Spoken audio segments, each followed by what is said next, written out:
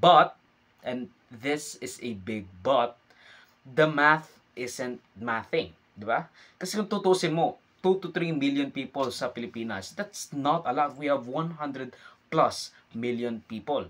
We learn na malaki ang tsansang mananalo ka kung inendorso ka ng Iglesia ni Cristo, with almost 90% success rate sa mga inendorso nila sa pagkapresidente and 3 out of 5 simula kay GMA noong 1998. Ganoong kalaking impact ang INC when they're barely the top 3, less than a few percentage of the population.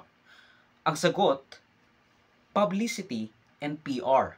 Malaki ang media apparatus at financial wealth ng INC at base sa mga nakaraang eleksyon, the INC block voting is a mirage or at the very least misunderstood. Kasi matatandaan natin na the INC tends to endorse candidates who are already popular and leading the polls a week or even a few days before the election. Kumbaga, mananalo na sila, kaya sila inendorso. Probably to keep up the mirage, yung parang image, na they're the winning piece of the electoral puzzle, na hindi mananalo ang isang tao kung hindi sila i-endorso. Because, you know, correlation equals causation and all that stuff. Pero hindi. They're riding the coattails of public sentiment. Yung alam na ng tao na mananalo, yun ang kanilang i-endorso.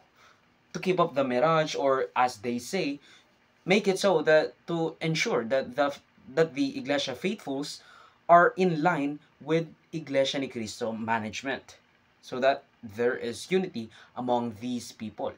Tignan mo ang nangyari noong 2016. Ang kanilang inendorso ay si Bongbong Marcos. And they almost, or at the very least, Marcos has already been kind of going through the polls one by one. Mananalo siya. That's what they think. Kaya yun ang inendorso nila. Pero, again, through sheer luck, or I don't really know how, 300,000 votes ang lamang ni VP Leni kay then Senator Bongbong Marcos. Now,